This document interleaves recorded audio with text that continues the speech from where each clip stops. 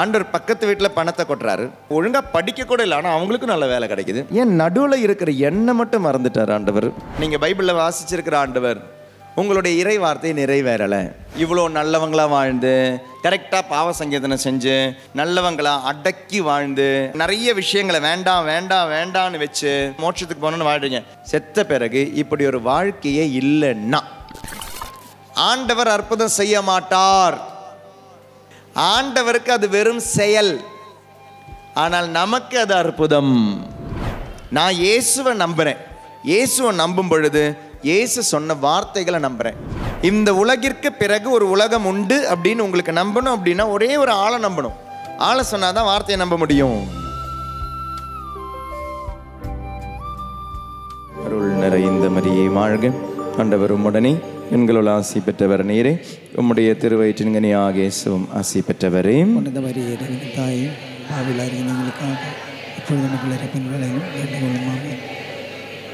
அருள் நிறைந்த மரியே வாழ்க, ஆண்டவர் உம்முடனே, பெண்களுள் ஆசி பெற்றவர் நீரே, உம்முடைய திருவயிற்றின் கனியாகிய இயேசுவும் ஆசி பெற்றவரே. இறைவனின் தாயே, பாவிலா இருக்கிற எங்களுக்காக இப்பொழுது எங்கள் இறப்பின் வேளையிலும் வேண்டிக் கொள்ளும். ஆமென். அருள் நிறைந்த மரியே வாழ்க, ஆண்டவர் உம்முடனே, பெண்களுள் ஆசி பெற்றவர் நீரே, உம்முடைய திருவயிற்றின் கனியாகிய இயேசுவும் ஆசி பெற்றவரே. இறைவனின் தாயே, பாவிலா இருக்கிற எங்களுக்காக இப்பொழுது எங்கள் இறப்பின் வேளையிலும் வேண்டிக் கொள்ளும். ஆமென். இயேசு கிறிஸ்துவின் வாக்குறுதிகளுக்கு நாங்கள் தகுதி பெறும்படி இறைவனின் தூதனை எங்களுக்காக வேண்டிக் கொள்ளும். Praise the Lord. Hallelujah, hallelujah, hallelujah. உட்காருங்க.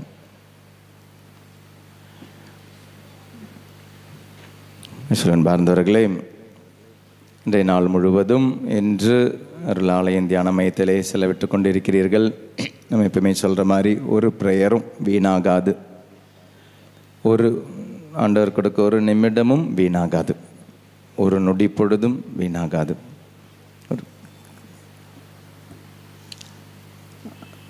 பைபிளில் விசுவாசம் என்பதற்கு ஒரு டெஃபினிஷன் இருக்குது. உங்களுக்கு தெரியும், எங்கே இருக்குன்னு தெரியும். ஏன்னா நீங்கள்லாம் எப்பவுமே பைபிளை புரட்டி பார்த்துக்கிட்டு கிடைக்கிறவங்க தான் இல்லையா?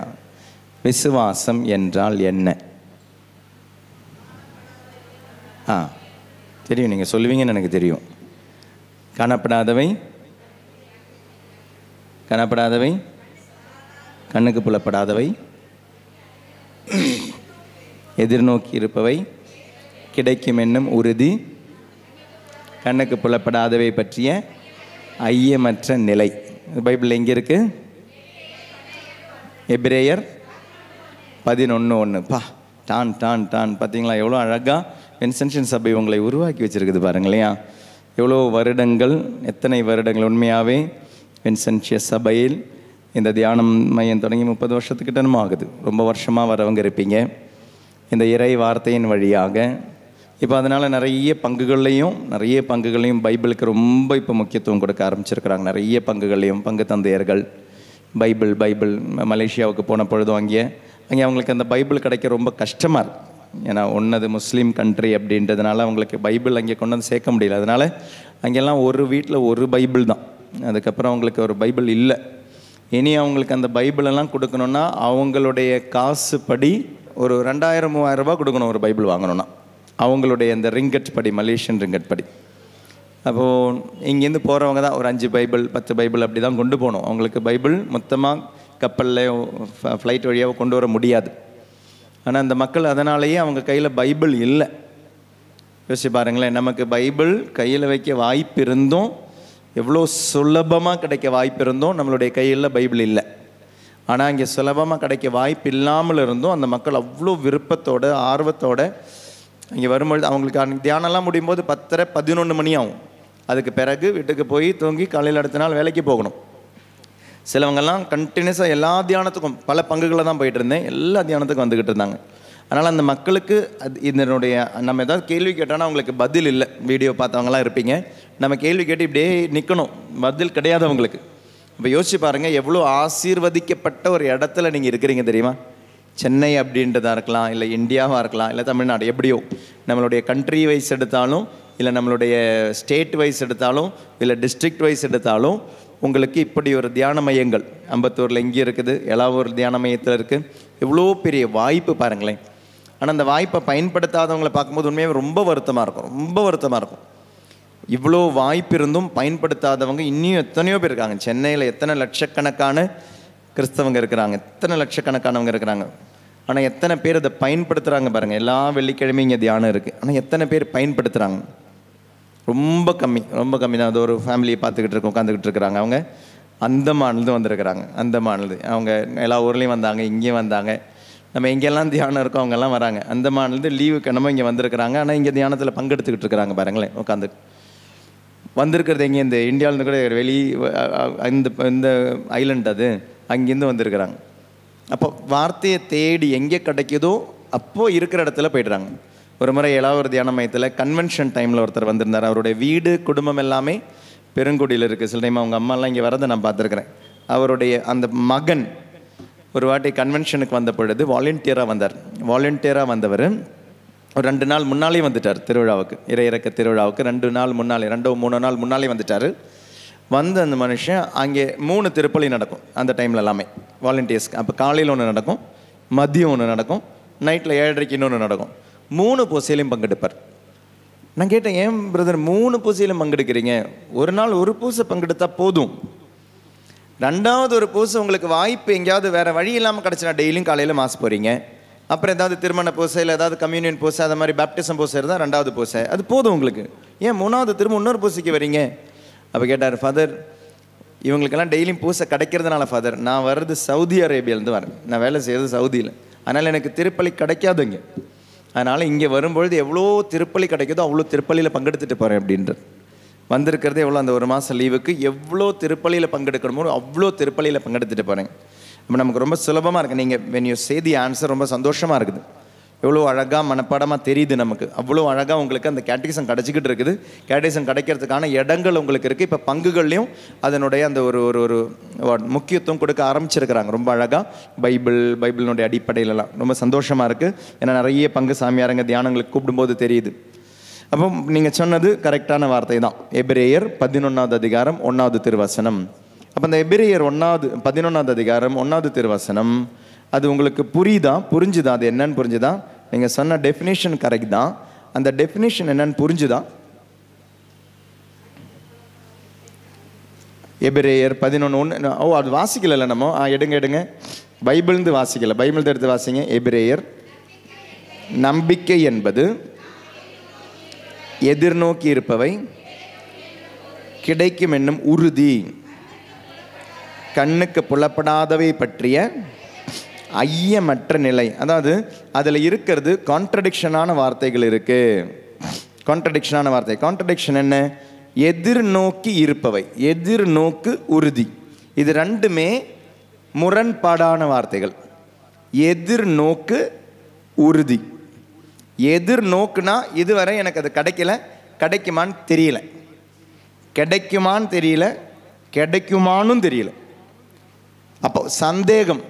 அப்போ எதிர்நோக்கு அப்படின்னா அதுக்கு சம்பந்தமான ஒரு வார்த்தை நீங்கள் போடணுன்னா சந்தேகம் தான்.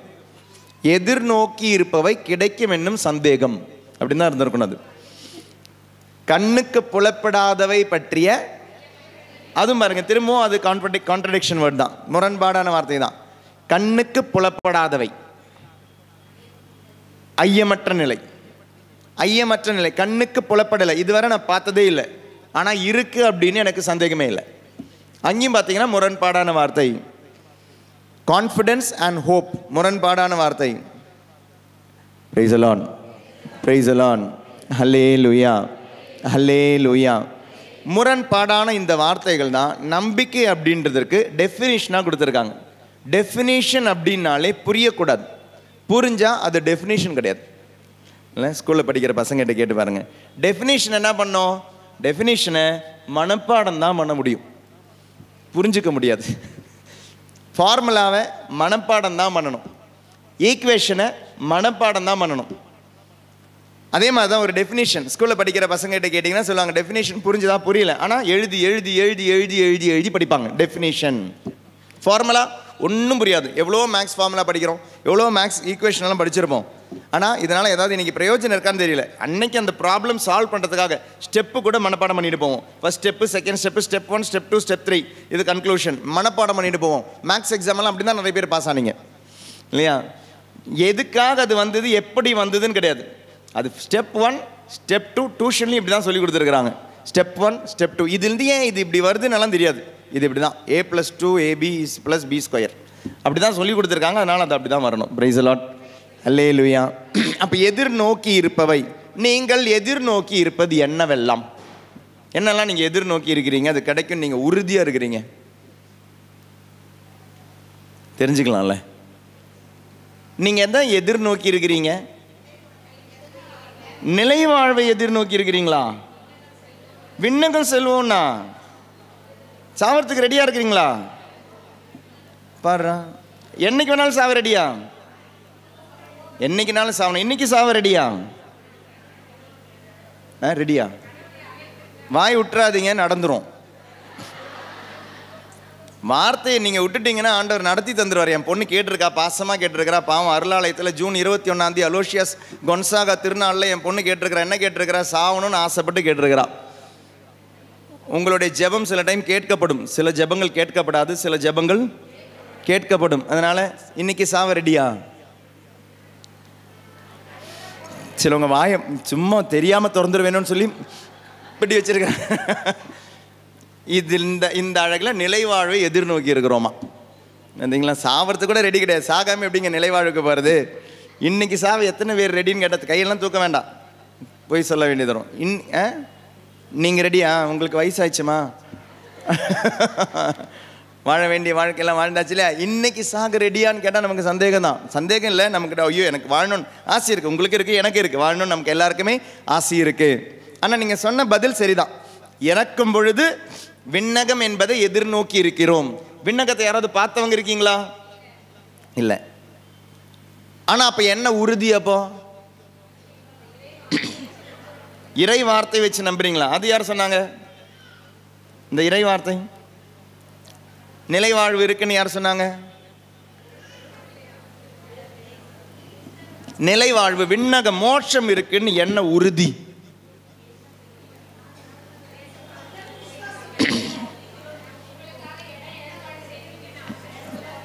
இடம் ஏற்பாடு செய்யறேன்னு சொன்னாரா? வீடு கட்டி தரேன்றாரு. இங்கேயோ உனக்கு சொந்தமா வீடு இல்லை, நான் போய் வேறு வீடு கட்டி தரேன்ருக்கிறாரு.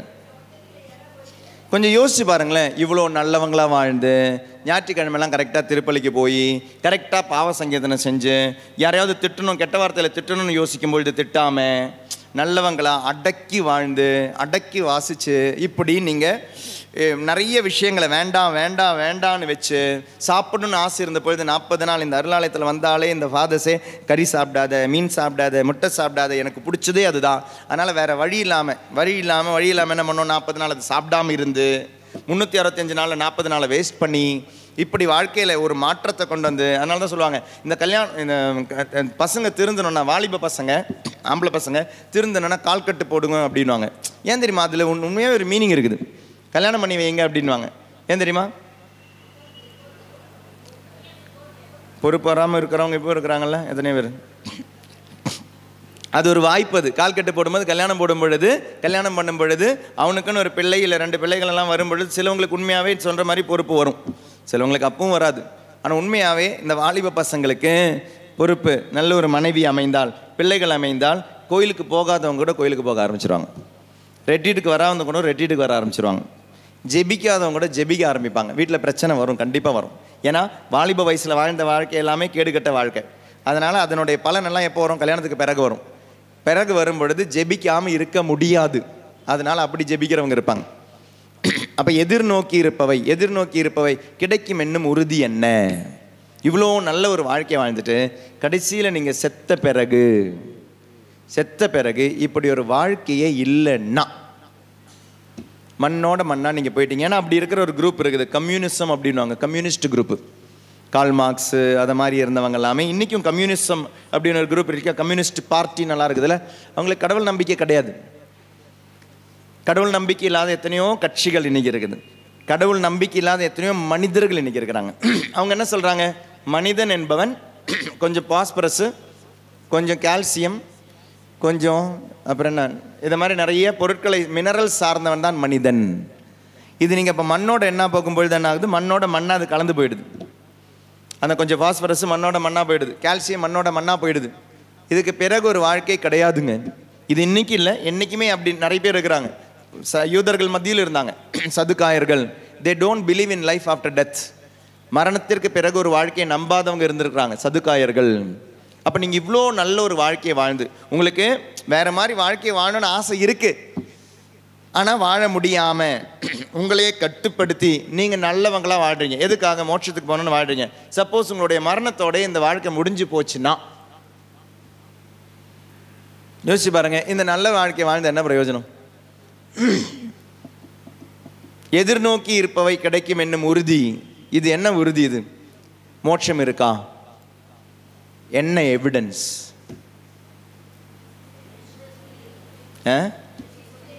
இயேசு சொல்லியிருக்கிறாரா? அது மட்டும்தான் எவிடன்ஸ். வேற ஏதாவது எவிடன்ஸ்? இயேசு சொன்னார் அப்படின்றது எவிடன்ஸ் கிடையாதுல்ல.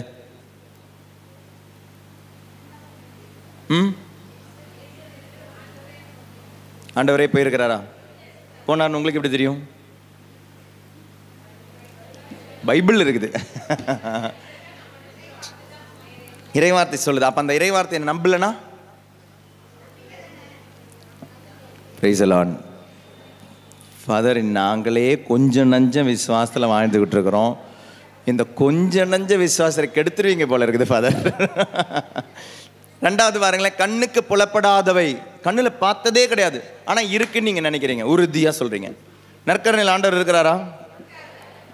என்ன எவிடன்ஸ்? அனுபவிக்கிறீங்களா? என்ன சொல்லுங்கள் பார்க்கலாம் ஒரு அனுபவம். நாங்கள் அனுபவிக்கல, நீங்கள் நற்கருணை வாங்குறீங்கன்னு. நோய் குணமாகுதா? நோய் குணமாகிறது நற்கருணையால் தான்றதுக்கு என்ன evidence?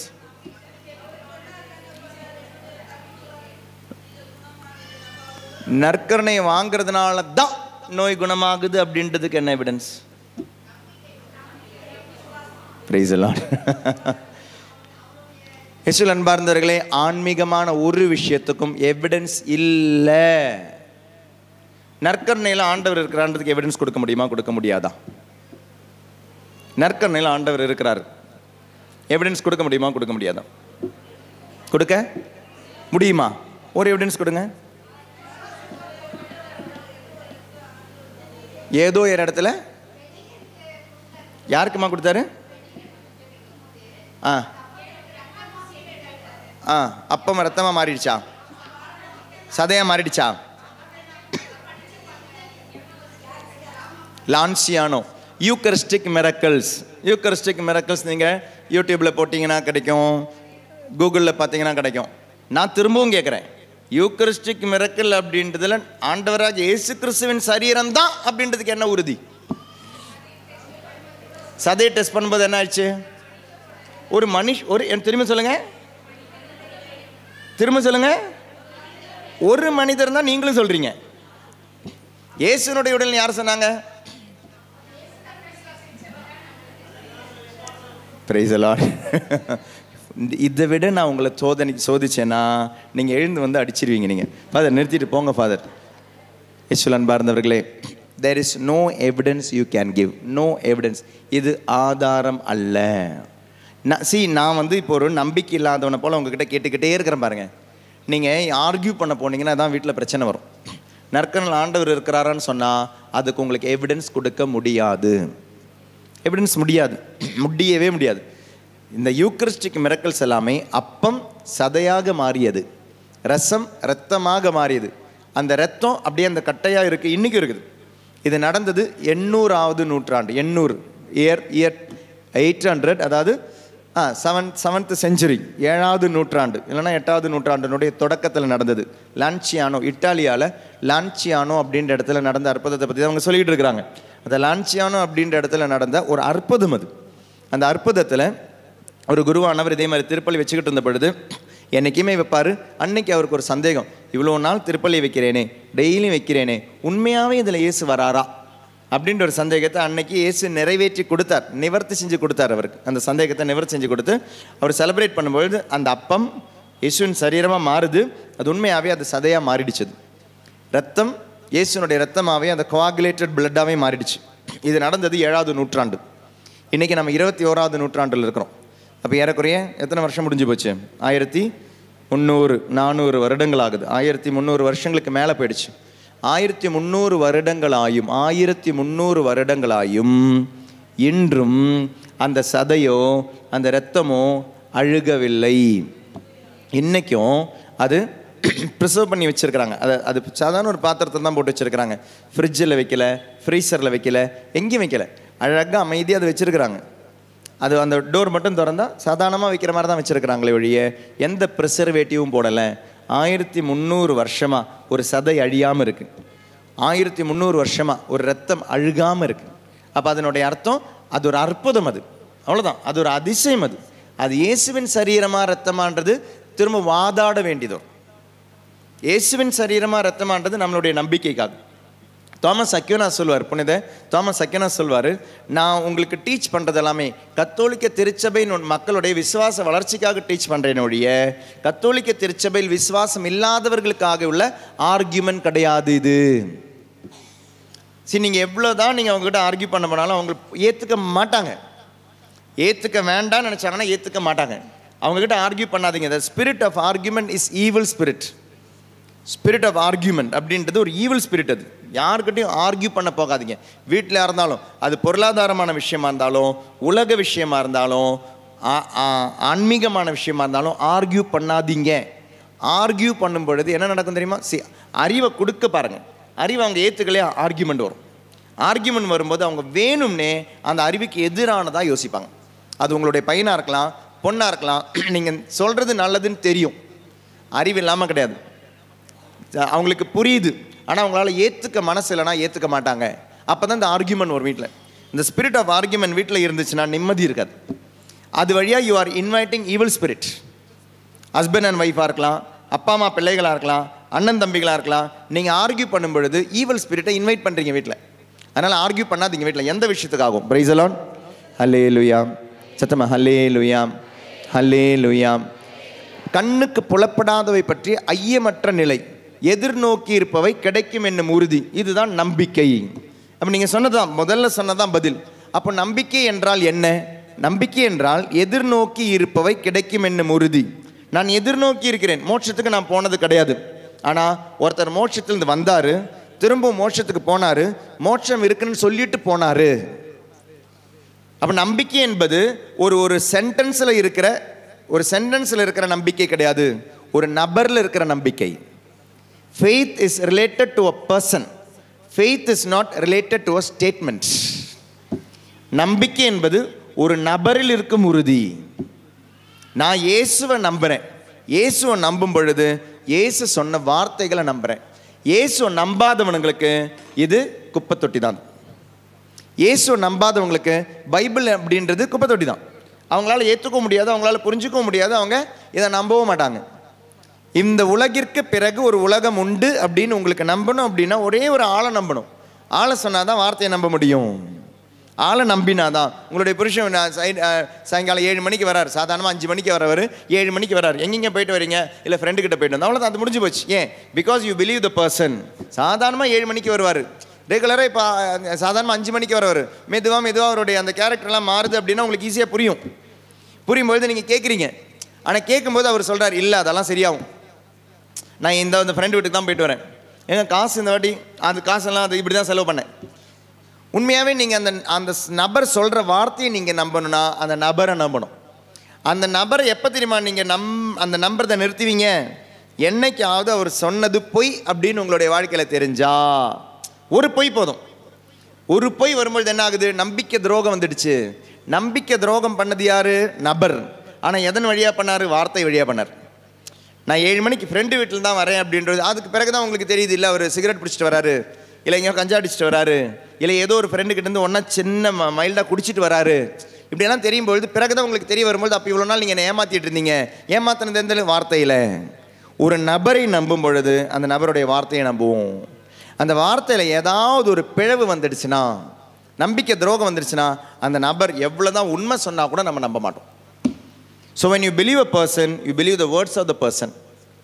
To believe a person, you believe the words of a person. When you believe the words of a person, you believe the person. ஒரு நபரை நம்புகிறேன் என்றால் அவர் சொல்லும் வார்த்தைகளை நம்புகிறேன். அவர் சொல்லும் வார்த்தைகளை நம்பினால் அந்த நபரை நம்புகிறேன். அப்ப நம்பிக்கை என்பது ஒரு நபரில் இருக்கும் உறுதி. ஒரு நபரில் இருக்கும் உறுதி. நான் உன்னை குணப்படுத்துவேன் அப்படின்னாருன்னா அந்த வார்த்தையை நான் நம்புறேன். நான் மலேசியாவில் போன பொழுது ஒருத்தங்க அவங்களுடைய அந்த ரிசல்ட்டை காமிக்கிறாங்க. 2019 நான் நினைக்கிறேன் அன்னை மரியாதை பற்றி சொன்ன பொழுது அந்த டாக்கில் இருக்குது ஆல்ரெடி. அது 2019 அவங்களுடைய ரிசல்ட் எடுத்து வச்சுருக்கிறாங்க. லங்ஸில் கேன்சர் வந்திருக்கு அவங்களுக்கு. அந்த கேன்சர் ஒவ்வொரு வருஷமும் அது குறைஞ்சி வருது. 2024 இப்போ ரிசல்ட் எடுத்து டாக்டர்கிட்ட போய் காமிக்கிறாங்க. அந்த டெஸ்ட் எடுத்துகிட்டு இயர்லி டெஸ்ட் எடுத்து கொண்டு போய் காமிக்கும் பொழுது அந்த அம்மாவுக்கு அந்த டாக்டர் புது டாக்டர் அவர் சொல்கிறார் இப்படிக்கு வாய்ப்பே கிடையாது அப்படின்றார். லங்ஸில் கேன்சர் அதிகமாகிட்டு தான் உனக்கு கம்மியாகி போயிட்டு உனக்கு அந்த கேன்சர்னுடைய அந்த டாட் போலும் இல்லையே, எப்படி அது கிடையவே கிடையாது அப்படின்றார். ஆனால் அவர் சொல்லி திரும்ப அதே டெஸ்ட் எடுக்கிறாங்க. அவருக்கு அதிசயமாக இருக்குது. It is impossible, it's a medical miracle தாம்மா அப்படின்றார். நடக்கவே நடக்காத ஒரு விஷயம் உனக்கு நடந்திருக்குது. எப்படி நடந்திருக்குது? நடக்கிறதுக்கு இதே வாய்ப்பு தான், கடவுள் தான் உனக்கு செஞ்சிருக்கிறாரு. எதிர்நோக்கி இருப்பவை கிடைக்கும் என்னும் உறுதி. எதிர்நோக்கி இருப்பவை. நீங்கள் இன்றைக்கி நோயாளியாக இருக்கிறீங்க, ஆனால் அந்த நோயிலிருந்து விடுதலை கிடைக்கும் அப்படின்றது நீங்கள் எதிர்நோக்கி இருக்கிறதா. உங்களுக்கு ஒன்றும் விடுதலை கிடைக்கல, ஆனால் அது கிடைக்கும்ன்ற அந்த உறுதி. எதிர்நோக்கி இருப்பவை. அது யாரில் இருக்கும் உறுதி? அது இறை வார்த்தையில் இருக்கும் உறுதி. அந்த இறை வார்த்தை யார் சொன்னார்? இறைவன் சொன்னார். அதனால தான் நீங்கள் பைபிள் வாசித்து முடியும் பொழுது சிலவங்களாம் கொஞ்சம் தப்பாக வாசிப்பீங்க. அந்த முதல் வாசங்கள்லாம் வாசி முடியும் போது பாருங்களேன், ஆண்டவர் வழங்கும் அருள்வாக்கு அப்படின்வீங்க. ஆனால் அது ஆக்சுவலி ஆண்டவர் வழங்கும் அருள்வாக்கு கிடையாது, ஆண்டவரின் அருள்வாக்கு. ஆண்டவரின் அருள்வாக்கு அதில் இருக்கிறதே ஆண்டவர் தான். ஆண்டவரின் அருள்வாக்கு பேசுறது யார்? ஆண்டவர் தான் பேசிக்கிட்டு இருக்கிறார். ஆண்டவர் வழங்கும் அருள்வாக்கு கிடையாது, ஆண்டவரின் அருள்வாக்கு. The words of the Lord. Praise the Lord. Praise the Lord. Hallelujah. அப்ப நம்பிக்கை அப்படின்றது ஒரு நபர். அப்ப அந்த நபர் எனக்கு யாரு? அந்த நபர் எனக்கு யாரு? ஒரு சாதாரண ஒரு மனுஷனா, சாதாரண ஒரு இறைவாக்கினரா, இல்லை அதற்கு அப்பாற்பட்ட ஒரு மெஸ்ஸியாவா, என்னை படைத்தவரா? எனக்கும் அவருக்கும் இருக்கிற உறவு தான் என்னுடைய நம்பிக்கை. நீங்கள் ஏழ்மையில் இருக்கலாம், நீங்கள் வறுமையில் இருக்கலாம், நீங்கள் நோயாளியாக இருக்கலாம், கடனில் இருக்கலாம், பிரச்சனையில் இருக்கலாம், குழப்பத்தில் இருக்கலாம், இல்லை டைவர்ஸ் பிரச்சனை இருக்கலாம், உங்களுடைய குடும்ப பிரச்சனை இருக்கலாம், உங்களுடைய பையன் படிக்காதவனாக இருக்கலாம், பொண்ணு நோயாளியாக இருக்கலாம், எனிவே தனிப்பட்ட வாழ்க்கையில் இருக்கலாம், குடும்பத்தின் வாழ்க்கையில் இருக்கலாம். ஒரு பிரச்சனை இருக்கும் பொழுது அந்த பிரச்சனைக்கு தீர்வு இவரால் தர முடியும், இவரால் மட்டும்தான் தர முடியும். அது நம்பிக்கை. எதிர்நோக்கி இருப்பவை கிடைக்கும் என்னும் உறுதி. அது ஒரு நபரில் இருக்கும் உறுதி. நீங்கள் இப்போ யாருக்கிட்டே அந்த கடன் கேட்குறீங்க, அந்த கடன் கேட்கும்போது உங்களுக்கு நல்லா தெரியும், அவர் சொல்கிறார் அடுத்த வாரம் நான் உனக்கு தரேன் அப்படின்னு. சரி, அந்த மனுஷனை நீங்கள் நம்புறதுனால அந்த ஒரு வாரம் நீங்கள் காத்திருப்பீங்க. அடுத்த வாரம் அவர் கொடுக்குறார். ஏன் கொடுக்குறாரு? அந்த நபர் மேலே உங்களுக்கு உறுதி இருக்குது, நீங்கள் நம்புறீங்க, யூ ஆர் வெயிட்டிங். அந்த ஒரு வாரம் நீங்கள் வெயிட் பண்ணுறீங்க. யாருக்காக? அந்த நபருக்காக. வேறு யாருக்கிட்டே நீங்கள் போய் கேட்கல. ஏன்? ஏன்னா இவ்வளோ நாள் அவர் எனக்கு தந்திருக்கிறார், இந்த வாட்டி அவர் தரேன்னு சொல்லியிருக்கிறார். அந்த நபரில் இருக்கும் உறுதி. I believe that person. அப்போ காணப்படாதவை அது நற்கருணை. அதில் எனக்கு தெரியல, ஆண்டவரை நம்ம பார்த்ததே கிடையாதுங்க, நற்கருணையில் பார்த்ததே கிடையாது. யாருமே நற்கருணையில் பார்த்தது கிடையாது, யாருமே நற்கருணையில் ஆண்டவர் அனுபவிச்சது கிடையாது. Praise the Lord, praise the Lord, hallelujah. அது ஒரு பிரைவேட் ரெவலேஷன் தான், தனிப்பட்ட முறையில் தான் அனுபவிக்க முடியும். இப்போ நான் அனுபவிக்கிறேன்னு வச்சுக்கோங்களேன், அது தனிப்பட்ட முறையில் அனுபவம். இந்த அனுபவத்தை நான் எப்படிங்க சொல்றது? நான் என்னுடைய தனிப்பட்ட அனுபவத்தை நான் எப்படி சொன்னாலும் அது எவிடன்ஸ் கிடையாது, அது என்னுடைய அனுபவம். எவிடன்ஸ் அப்படின்றது சரி நானும் பார்க்கணும், நீங்களும் பார்க்கணும். அட்லீஸ்ட் ஒரு 2 பேர், அது என்னை தவிர இன்னொருத்தர் கூட பார்த்தாதான் எவிடன்ஸ். அது 2 பேர் தனி ஒரு நபர் பார்க்கும்போது அது எவிடன்ஸ் கிடையாது. அது என்னுடைய அனுபவம். நீங்கள் சொல்கிற மாதிரி அனுபவம் சொல்லலாம். நற்கருணையில் ஆண்டவர் நான் அனுபவித்தேன். எப்படி அனுபவித்தேன்? இப்படி எல்லாம் உங்களுக்கு சொல்லலாம். ஆனால் உங்கள் வீட்டுக்காரர் நம்ப மாட்டார், பையன் நம்ப மாட்டான், பொண்ணு நம்பாது. அது எப்படி உங்களுக்கு அதை எவிடன்ஸாக கொடுக்க முடியும்? எவிடன்ஸ்னால் அவங்களும் நம்பணும். இந்த கிளாஸில் தண்ணி இருக்கா இல்லையா? நீங்களும் பார்க்கறதுனால தானே சொல்கிறீங்க, நான் மட்டும் பார்க்கக்கூடாதுல்ல. பிரைஸ் தி லார்ட், அல்லேலூயா, அல்லேலூயா. அப்போ கண்ணுக்கு காண்பவை பற்றிய ஐயமற்ற நிலை தான் நமக்கு இருக்கே ஒழிய கண்ணுக்கு புலப்படாதவை பற்றிய ஐயமற்ற நிலை நமக்கு இல்லை. அது அடுத்த ஒரு ஸ்டெப். அது ஐம்புலன்களால் அனுபவிக்க முடியாதுதான் விசுவாசம். அதனால தான் நீங்கள் நல்லா கவனிங்களேன், இயேசுவனுடைய உயிர்ப்பை யாராவது பார்த்தாங்களா? இயேசுனுடைய உயிர்ப்பை யாராவது பார்த்தாங்களா? சீடர்களா? இல்லையா? யாருமே பார்க்கலையா? இயேசுனுடைய உயிர்ப்பை யாருமே பார்க்கலையா? இயேசுனுடைய உயிர்ப்பை யாராவது பார்த்தவங்க இருக்காங்களா? இல்லையா? இயேசுனுடைய உயிர்ப்பை யாராவது பார்த்தாங்களா இல்லையா? சோல்ஜர்ஸ் பார்த்தாங்களா? படை வீரர்கள் பார்த்தாங்களா?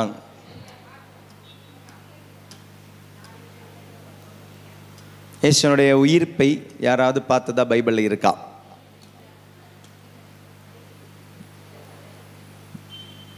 ஹலோ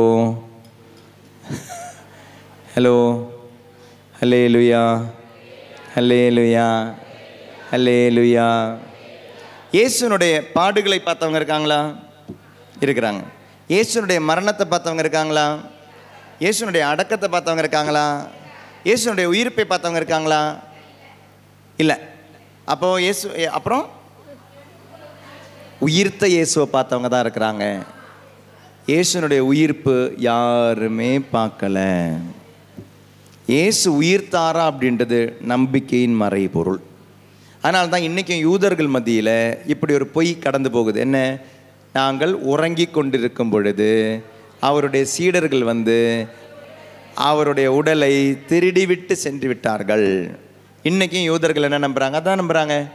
படை வீரர்கள்கிட்ட அன்னைக்கு இருந்த அந்த சீஃப் ப்ரீஸ்ட் எல்லாமே காசு கொடுத்து சொல்ல வச்சுட்டாங்க, இயேசுனுடைய சீடர்கள் வந்து காசு வந்து திருடி போயிட்டாங்கன்னு சொல்லிடு அப்படின்னு சொல்லி. So today also they believe what they believe. பணம் கொடுத்து சொன்ன அந்த வார்த்தையை தான் நம்புகிறாங்களோடைய இயேசுனுடைய உயிர்ப்பை யாரும் நம்பவில்லை யூதர்கள். ஏன் நம்பவில்லை? ஏனெனில் இயேசுனுடைய உயிர்ப்பின் நிகழ்வை கண்டவர்கள் யாரும் இல்லை. காணப்படாதவை பற்றிய ஐயமற்ற நிலை யாருமே பார்க்கல. ஆனால் சீடர்கள் நம்புகிறாங்க இயேசு உயிர்த்தார். ஸோ சீடர்கள் கண்டது உயிர்த்த இயேசுவை. சீடர்கள் உயிர்ப்பை பார்க்கவில்லை, உயிர்த்த இயேசுவை தான் கண்டார்கள். Praise the Lord. Hallelujah, hallelujah. சத்தமா ஹல்லேலூயா, ஹல்லேலூயா. அப்போ உங்களுடைய வாழ்க்கையில் சில விஷயங்கள் இதுவரை நடக்கலை, ஆனால் நடக்கும்னு நீங்கள் நம்புறீங்க. ஐயமற்ற நிலை. நான் இது முன்னாலே சொல்லியிருக்கிறேன்னு நினைக்கிறேன், எனக்கு ஞாபகம் இல்லை. யோவான் நற்செய்தியில் நம்ம லாசரை பற்றி சொன்னோம். உயிர்த்த லாசரை பற்றி சொல்லும்பொழுது லாசரனுடைய அந்த பேசேஜில் நிறைய பேரை நமக்கு தியான விஷயமாக எடுக்கலாம். நிறைய பேரை தியான விஷயமாக எடுக்கலாம். அந்த லாசருடைய அந்த பேசேஜில் யாரெல்லாம் நமக்கு தியான விஷயமாக எடுக்கலாம்? மார்த்தா, மரியாவை பற்றி தியானிக்கலாம், இயேசுவை பற்றி தியானிக்கலாம், சீடர்களை பற்றி தியானிக்கலாம், லாசரை பற்றி தியானிக்கலாம். யாரு யாரு கூட இருக்கிற மற்ற மக்களை பற்றி தியானிக்கலாம். ஆமாம், ஏன்னா சும்மா இருக்காதுங்களா, சிலங்க வாய வச்சு ஏதாவது நோண்டிக்கிட்டே இருக்கிறோம். நான் அதை மாதிரி இருக்கிறேனா? ஒரு சாவு வீட்டில் போனால் நான் அதை என்னதானே பேசிக்கிட்டு இருக்கிறேன். நான் ஒரு ஒரு ஒரு பிறப்பு வீட்டில் போனால், ஒரு நிகழ்வு வீட்டில் போனால், ஒரு ஃபங்க்ஷனில் போனால் நமக்குன்னு நம்மளுடைய ஒரு ஒப்பீனியன் எல்லாம் இருக்கும்ல. அந்த இடத்துலலாம் பேசும்பொழுது எந்த வீட்டில் தான் நம்ம வாய வச்சுட்டு சும்மா இருந்தோம்.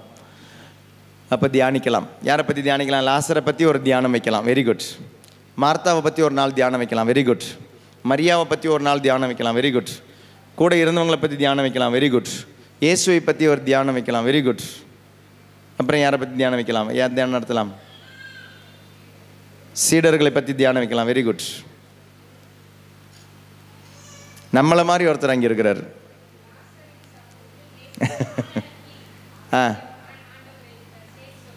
சரி, அவருக்கும் நமக்கு என்ன சம்பந்தம்? இன்னொருத்தரை பற்றி தியானம் நடத்தலாம். யார் தெரியுமா? இப்போ இங்கே சொல்லியிருக்கிறேன்னு நினைக்கிறேன். முக்கியமாக நம்மளை மாதிரி ஒருத்தர் அங்கே இருக்கிறார். யார்? யோவான் நற்செய்தி 11வது அதிகாரம் 1வது வசனத்திலிருந்து வாசிங்க. நோயுற்றிருந்தார்,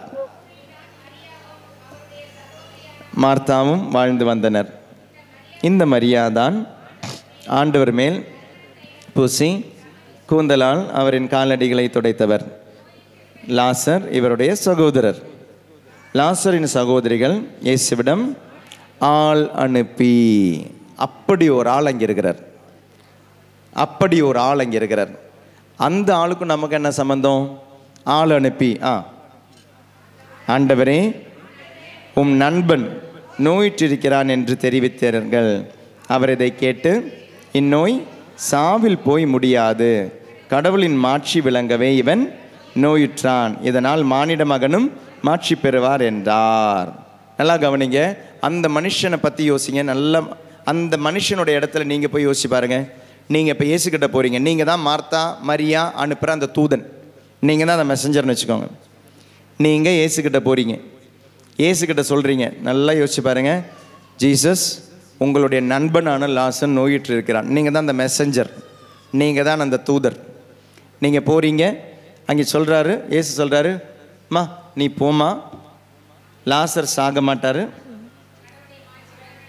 கடவுளுடைய மாட்சி விளங்கும், என்னுடைய மாட்சி விளங்கும், அதனால் நீ வீட்டுக்கு போ அப்படின்றார். நீங்கள் அந்த வீட்டில் ஒரு மெய்டு, அந்த வீட்டில் அந்த வேலைக்காரின்னு வச்சுக்கோங்க, லாசருடைய வீட்டில் வேலைக்காரி இல்லை வேலைக்காரன். போகிறீங்க, இயேசு சொல்கிறாரு அவர் சாக மாட்டார், நீ போ அப்படின்றார்.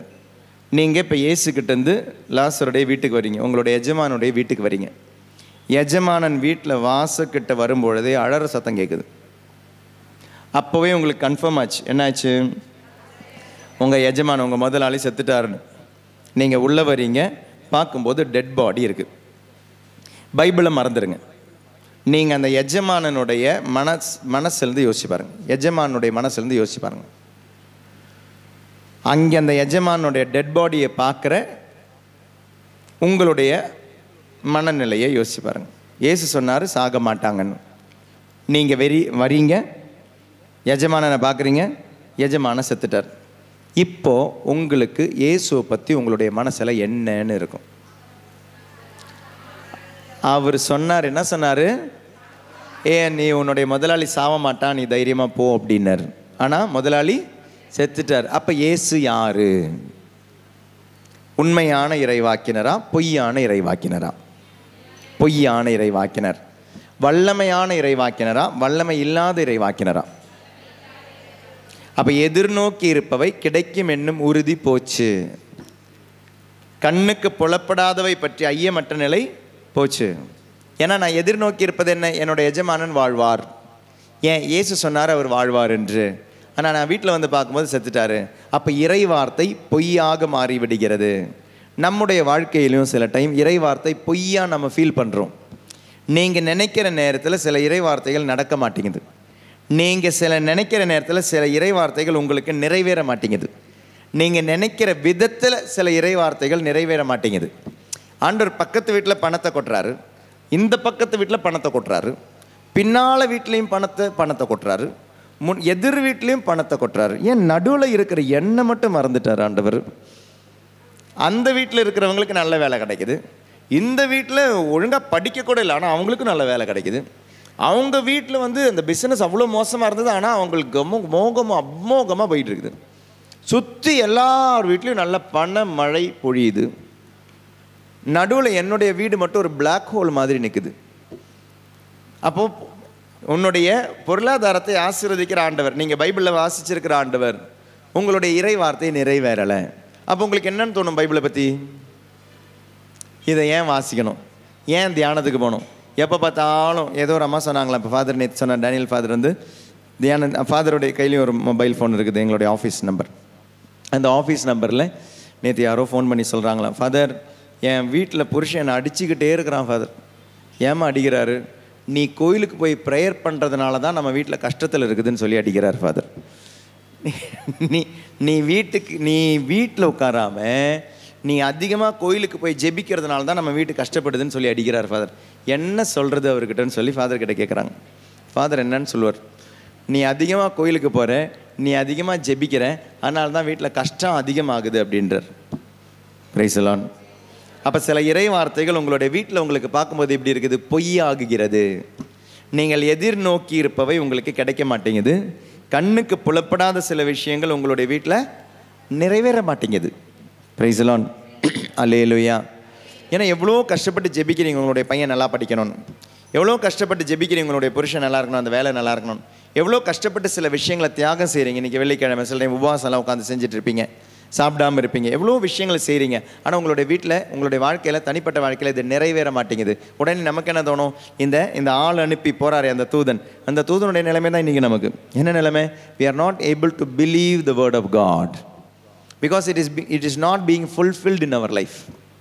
திருமணம் நடக்க மாட்டேங்குது, திருமணம் நடத்த குழந்தை பிறக்க மாட்டேங்குது, அந்த குழந்தை ஒழுங்காக இருக்க மாட்டேங்குது, அந்த குழந்தை பிறக்கிறது நோயாளியாக பிறக்குது, குறை பிரசவமாக பிறக்குது. நம்மளுடைய வீட்லேயும் நம்மளுடைய வாழ்க்கையில் எல்லாமே பிரச்சனையாக பார்க்குறோம்.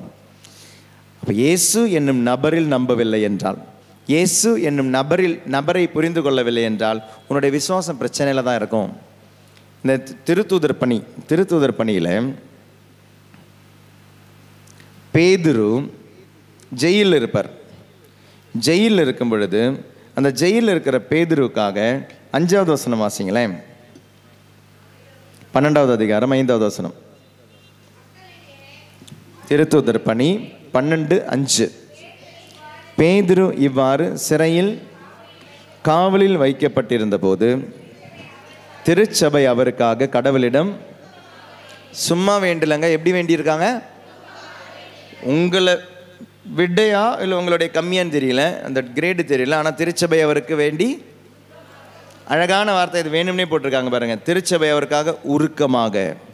என்னென்னு ஜெபிக்கும் திருச்சபை? இப்போ ஜெயிலில் இருக்கிறவருக்காக விடுதலைக்காக. எங்கிருந்து விடுதலைக்காக? சிறைச்சாலையிலிருந்து விடுதலைக்காக திருச்சபை அவருக்காக உருக்கமாக ஜெபித்து கொண்டிருக்கிறது. உருக்கமாக, ஆண்டவரே சிறையிலிருந்து அவருக்கு விடுதலை தாரும், சிறையிலிருந்து விடுதலை தாரும், ஆண்டவரே தூய ஆவியானவரை விடுதலை தாரும் இயேசுவினுடைய நாமத்தில். சில அந்த வார்த்தைகளெல்லாம் நம்ம அப்படியே ப்ரெஸ் பண்ணி அழுத்தம் திருத்தமாக சொல்லுவோம் இல்லையா? இயேசுவினுடைய வல்லமையுள்ள நாமத்தில் பரலோக பிதாவை, இப்படி எல்லாம் பயன்படுத்தி ஜெபெல்லாம் முடிச்சிருவோம். இவங்க ஜெபிச்சுக்கிட்டு இருக்காங்க, இவங்க முடிக்க கூட இல்லை வேண்டியது. அடுத்த வார்த்தை, ஏரோது அவரது வழக்கை கேட்பதற்கு முந்தின இரவில் படைவீரர் இருவருக்கு இடையே 2 சங்கிலிகளால் கட்டப்பட்டு, அவர் பாருங்களேன், இவங்க அவர் வெளியே வரணும்னு ஜெபிக்கிறாங்க, அவர் நிம்மதியாக தூங்கிக்கிட்டு இருக்கிறார். Price the Lord. அவருக்கு எந்த பிரச்சனையும் கிடையாது. அடுத்த நாள் அது விசாரணை வரப்போகுதுங்க, அடுத்த நாள் சாகடிக்க போகிறாங்க, ஆனால் அவர் நிம்மதியாக தூங்குறாரு பாருங்க. அதான் நம்பிக்கை. எனக்கு அவர் மேல உள்ள நம்பிக்கை. காப்பாற்றுறதுன்னா அவர் காப்பாற்ற போகிறாரு, சாகணுன்னா அவர் சாகடிக்க போகிறாரு. அவர் மேல நம்பிக்கை, அவர் கொடுக்குற வாழ்க்கை, அவர் கொடுக்குற வர எனக்கு போதும், அவர் மீது உள்ள நம்பிக்கை. அதனால் நிம்மதியாக தூங்குறாரு. ஆனால் திருச்சபையருக்காக ஜெபிக்குது. காவலர்கள் வாயிலுக்கு முன் சிறையை காவல் செய்து கொண்டிருந்தார்கள். அப்போது ஆண்டவரின் தூதர் அங்கு வந்து நின்றார். அறை ஒளிமலமாகியது. பேதுருவை தட்டி எழுப்பி உடனே எழுந்திடும் என்று கூற சங்கிலிகள் அவர் கைகளில் இருந்து கீழே விழுந்தன. வானதூதர் அவரிடம் இடைக்கச்சையை கட்டி மிதியடிகளை போட்டுக்கொள்ளும் என்றார். அவரும் அவ்வாறு செய்தார். தூதர் அவரிடம் முது மேலுடை அணிந்து கொண்டு என்னை பின்தொடரும் என்றார். பேதுரு வானதூதரை பின்தொடர்ந்து சென்றார்.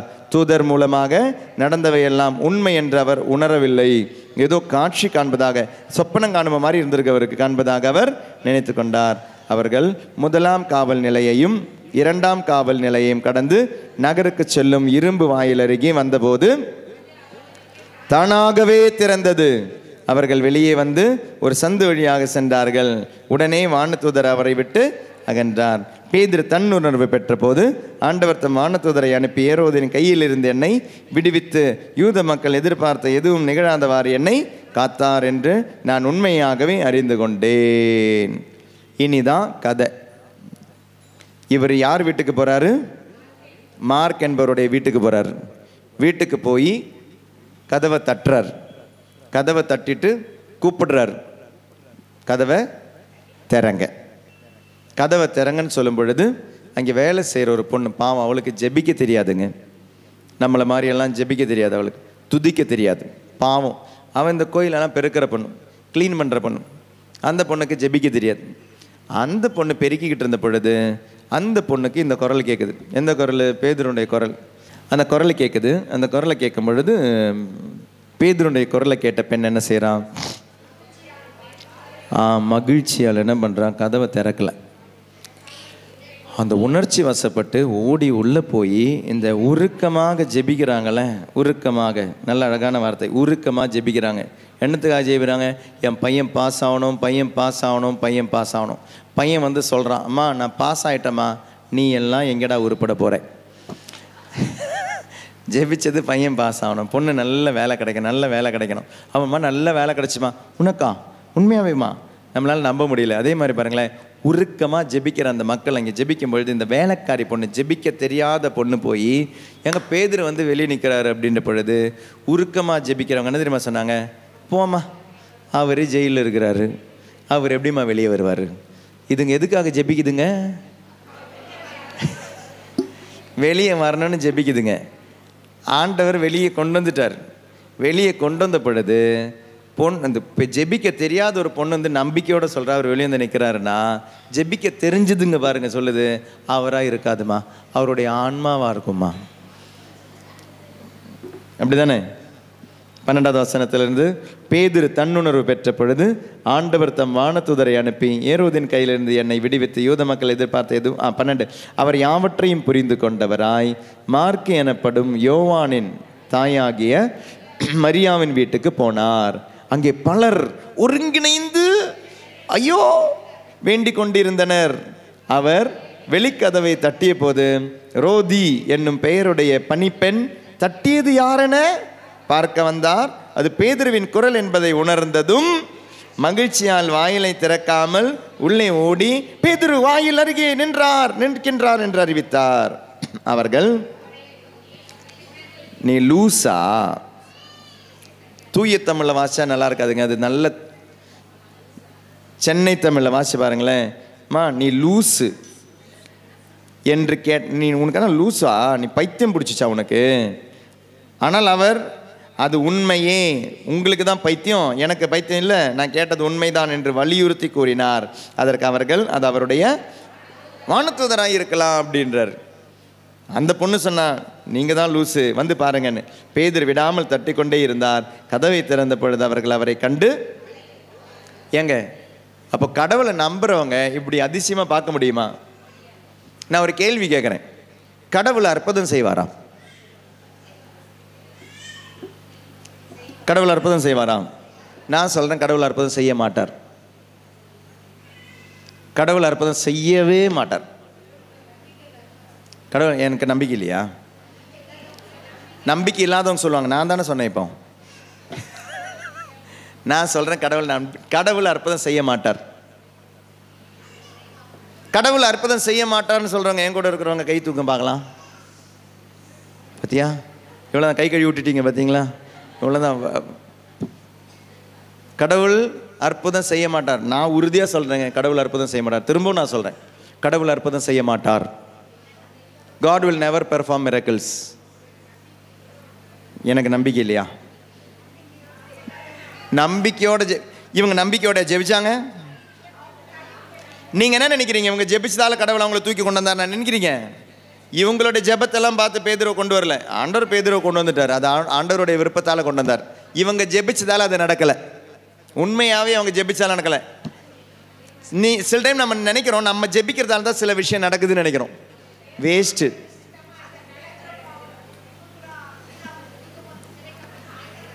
இவங்க ஜெபிச்சதால ஆண்டவர் அந்த இதை நடத்தலை. Price the Lord. ஆண்டவர் அற்புதம் செய்ய மாட்டார்.